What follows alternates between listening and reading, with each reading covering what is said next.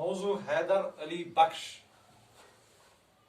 गजल हैदर अली बख्श, उनकी गजल। ज़हन पर हैं उनके गुमान कैसे कैसे, कलाम आते हैं दरमियान कैसे कैसे। जमीन चमन गुल खिलाती है क्या क्या, बदलता है रंग आसमान कैसे कैसे। न गोरे सिकंदर न है कब्रदारा, मिटे नामियों के निशान कैसे कैसे। दिल व दीदा ये अहले आलम में घर है, तुम्हारे लिए मकान कैसे कैसे।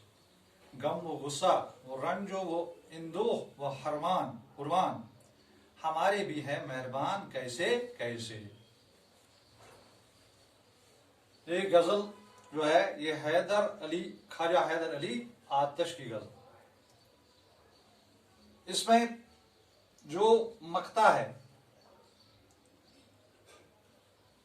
मक्ता जो है मतला पहले शायर के पहले शायर को, गजल के पहले शायर को मतला कहते हैं। ये हम रदीफ और हम काटिया होते हैं। तो इसमें इनकी तशरीह जो है, सबसे पहले जो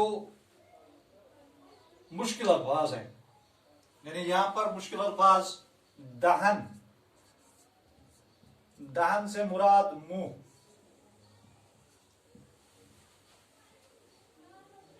गुमान, गुमान ख्याल,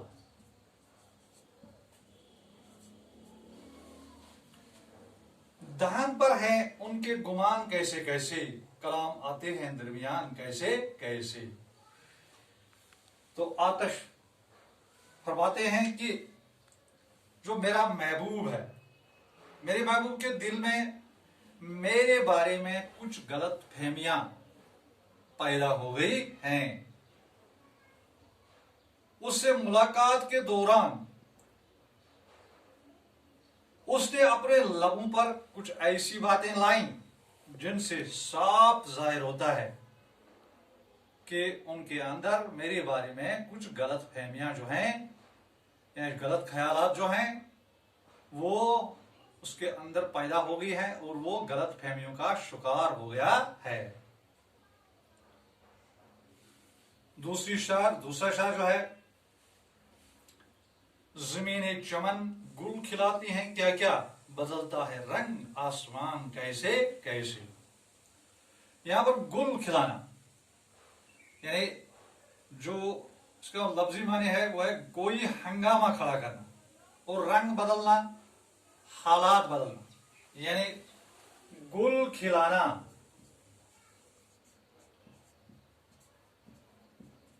हंगामा करना,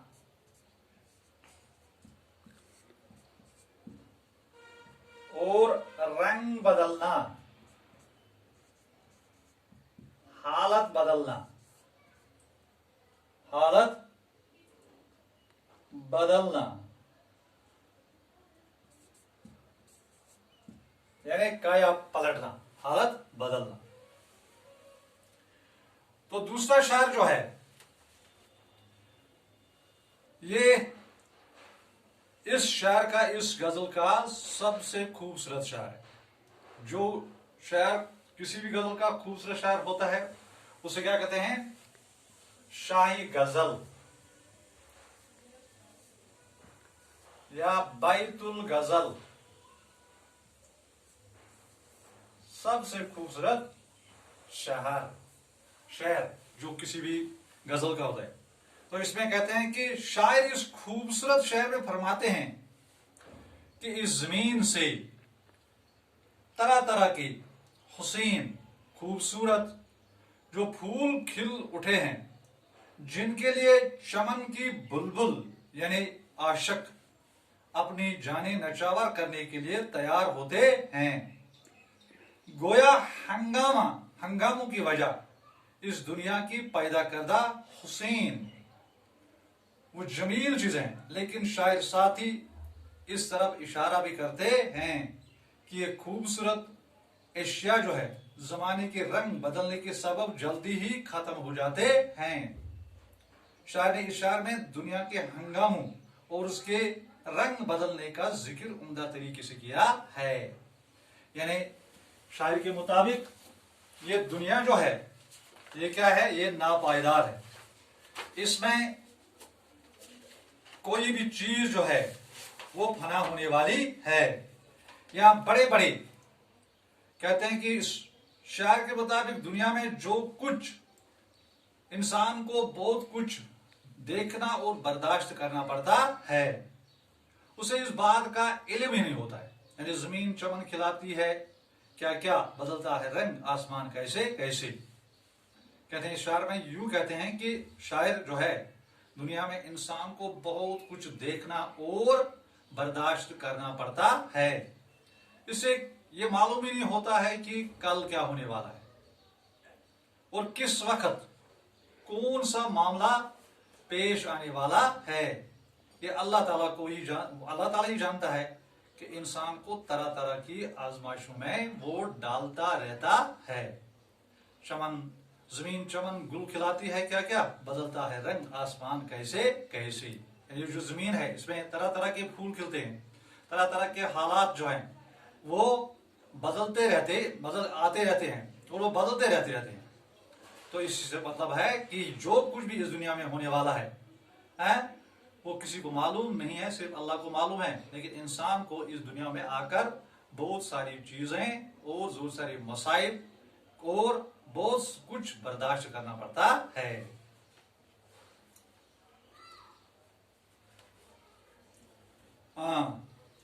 न गोरे सिकंदर न है कब्र दारा, मिटे नाम यूं के निशान कैसे कैसे। शायर हैदर अली आतिश इस शायर में फरमाते हैं कि ये दुनिया जो है ये बेसबात है, बेसबात नापायदार फना होने वाली है। यहां पर बड़े बड़े और नामवर लोग आ गए, हत्ता कि जिस हस्ती के लिए अल्लाह ताला ने इस दुनिया को पैदा किया वो हजरत मोहम्मद सल्लल्लाहु अलैहि वसल्लम और उनके साथ जो बाकी असहाब की बात थी या जितने भी पैगंबर इस जमीन पर मबूस हुई, ये सब के सब जो हैं ये इस दुनिया से इंतकाल कर गई। तो कहते हैं कि यहां पर शायर न गोरे सिकंदर न है कब्र दारा, मिटे नामियों के निशान कैसे कैसे। जो सिकंदर था, सिकंदर आजम, और जो दारा था ये भी मशहूर बादशाह थे। कहते हैं इस शायर का मतलब यहां पर है कि दुनिया जो है ये फना होने वाली है, ये नापायदार है, ये बेसबात है। यहां बड़े बड़े और नामवर लोग आए और आते रहेंगे, लेकिन यहां पर कोई भी बाकी रहने वाला नहीं है। आज उन हस्तियों का कोई नाम तक नहीं लेता है। वक्त के बेराम हाथों ने इन कब्रों के निशान मिटा डाले। यानी उनका नाम जो है अपनी अपनी वक्त में वो नामवर शख्सियतें थी, तो आज जो है मिटे नाम यूं के निशान कैसे कैसे। जो ये नाम है आज ये इस दुनिया में मौजूद नहीं है। इसका मतलब है कि ये दुनिया जो है ये नापायदार है, ये बेसबात है, ये खत्म होने वाली है। दिल व दीदा आले आलम में घर है, तुम्हारे लिए मकान कैसे कैसे। शायर हैदर अली आतिश इस शायर में यूं कहते हैं कि मेरे महबूब को लोगों ने अपने दिलों में और आंखों में बसा लिया है, इसी तरह इसके ठिकाने भी अजीब गरीब है, अजीब गरीब है। तो यहां शायर जो है वो महबूब से मुखातिब होकर फरमाता है कि ए महबूब तुम्हारा मुकाम जो है वो दुनिया वालों के दिलों और दुनिया वाले के आंखों में है। रहने के लिए उनसे अच्छे मकान और क्या हो सकते हैं। यानी आपको मकान की क्या जरूरत है, जबकि आप दुनिया के लोगों के आंखों और दिलों में अपनी जगह बना चुके हैं। यानी महबूब लोगों के दिलों और आंखों में मौजूद है, तो उसे मकानों की क्या जरूरत है।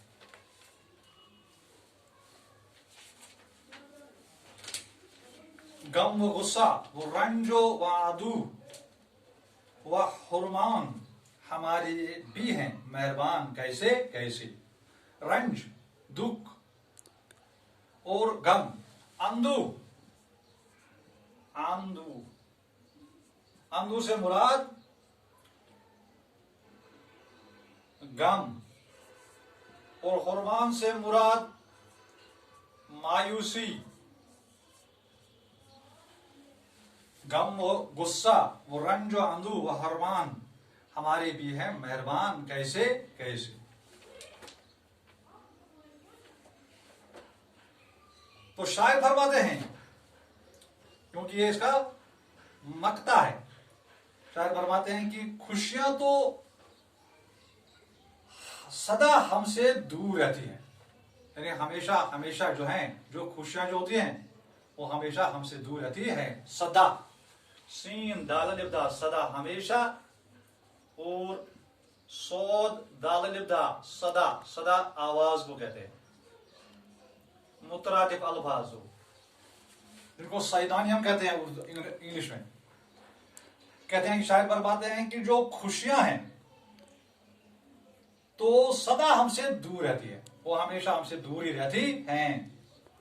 अलबत्ता रंज व अलम, गम व गुस्सा, हसरतें, मायूसी हम पर मेहरबान है, यानी हमें अपने अंदर लपेट लेती हैं। यानी गमों और मायूमियों के की हमारे पास कमी नहीं है, और खुशियां हमसे रूठ चुकी हैं। यानी मुझे यहां से कहता है कि मुझे क्या है, जिंदगी भर गमों और तकलीफों से वास्ता रहा है। कौन कहता है? शायर। मैं इन चेहरों को अपना मेहरबान कहता हूं, क्योंकि मुझ पर हमेशा उनकी मेहरबानी रही है। तो इससे मुराद जो है वो क्या है कि शायर फरमाता है कि खुशियां तो सदा हमसे दूर रहती है, जो खुशियां हैं वो हमेशा हमेशा हमसे दूर रहती हैं। अलबत्ता जो दुनिया में गम है, मायूसी है, अंधु हैं, वो हम पर मेहरबान हो चुकी हैं, यानी उन्हें हमें अपनी लपेट में ले लिया है। यानी इसका मतलब है कि गमों और परेशानियों की हमारे पास कोई कमी नहीं है, अलबत्ता खुशियां जो हैं वो हमसे बहुत ही दूर हैं। तो इस तरह से आपका जो ये आतिश की गजल जो थी वो खत्म हो गई। यानी अब अल्फाज जो थे वो क्या थे? दहन, मुंह को कहते हैं। इस गुमान, ख्याल, गुल खिलाना, हंगामा करना, रंग बदलना, हालत बदलना। शाही गजल, यानी जो इसमें जो सबसे खूबसूरत शेर है वो कौन सा है? खूबसूरत शेर जो है वो कौन सा है? जमीन चमन खिलाती है, जमीन चमन खिलाती है, क्या क्या बदलता है रंग आसमान कैसे कैसे। ये इसका बैतुल गजल है। बैतुल गजल उसको कहते हैं जो गजल का सबसे खूबसूरत शेर होता है। अंधु, गम, फरमान, मायूसी, सदा हमेशा, और दूसरी सदा हो गई आवाज।